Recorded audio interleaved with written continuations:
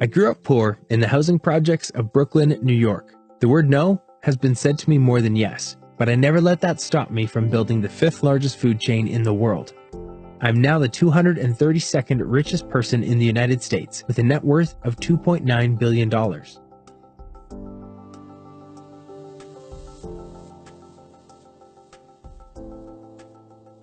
I was born on July 19, 1953, to a family that didn't have a lot of money.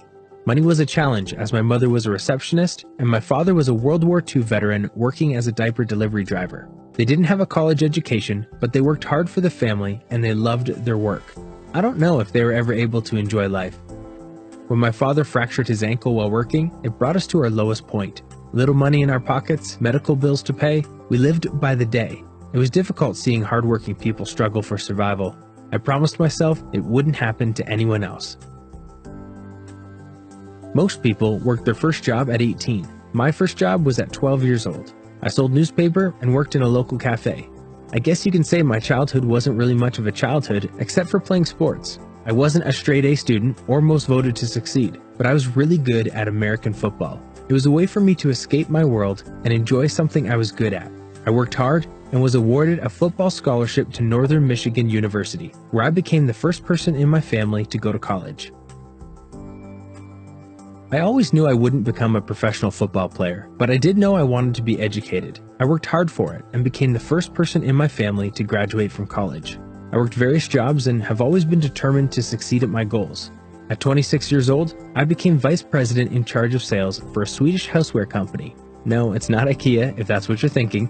In some people's minds, this would have been seen as successful. I mean, vice president isn't an easy job title at such a young age, but not me. I didn't feel happiness, joy, or fulfillment. Not until I visited a shop that was placing large orders for one of our items, a drip coffee maker. At the time, the two owners were selling whole coffee beans, teas, spices, and coffee-making accessories. I felt their passion and love for something as simple as coffee. Coffee! Can you believe it? Keep in mind, this was 1981, when coffee was a quick drink to get you through the workday. I knew this was where I belonged. I fell in love with what they created and the passion they had for something that was overlooked. For 1 year, I called, I asked, I nagged, and I visited asking them to let me join their team. I must have annoyed them really badly, because later that year, I became their director of marketing. 1 year into the job, I went on a business trip to Milan, and what I saw was a complete difference from American coffee drinking culture. People actually sat down and enjoyed their drinks. It was more than a drink. It was a relationship, a place where people went to meet, talk, and appreciate a finely made coffee. This was what we need, I thought. This was my second eureka moment. I told the owners of my vision, but they wanted to stay true to their current business of selling bulk items, not individual drinks. I didn't blame them. Americans at the time didn't even know what a latte was. I decided I would create my own coffee shop. The challenge was trying to raise $1.6 million in 1 year. I spoke to 242 people and 217 said no. That's a 90% no, by the way. They'd tell me it wasn't worth the money, that it wouldn't work, that there was no real profit in such a business. I won't lie, I was discouraged and I even questioned my idea. But growing up poor, I wasn't after profits or millions. I was after my dreams to become a reality. I didn't get my full 1.6 million, but I got what I needed to open my first shop, Il Giornale. I made many mistakes in that first store, but I learned very quickly and picked myself up until we were making annual sales of $500,000. I was one step closer to my goal, but something was still missing. Remember that shop I had to be part of and worked for? Well, soon after, the owners decided to sell their business. I had a deep relationship with that shop, and I just couldn't let it go. So in 1987, I bought their 6 stores for $3.8 million and combined my stores with their 6 and became the CEO of Starbucks Coffee. You heard it correctly. Starbucks was the first coffee shop I walked into, worked for, and eventually bought, although it wasn't the Starbucks you know today.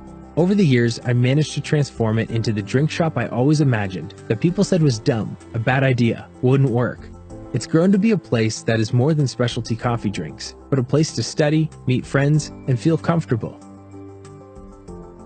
There are now more than 26,736 Starbucks stores in more than 75 countries, employing over 300,000 people. But that's not where my successes lie. I found my success when I was finally able to give back to every Starbucks employee, or partners is what I call them, with stock options, free healthcare, dental care, retirement plans, adoption assistance, and paid college tuition for all of our partners.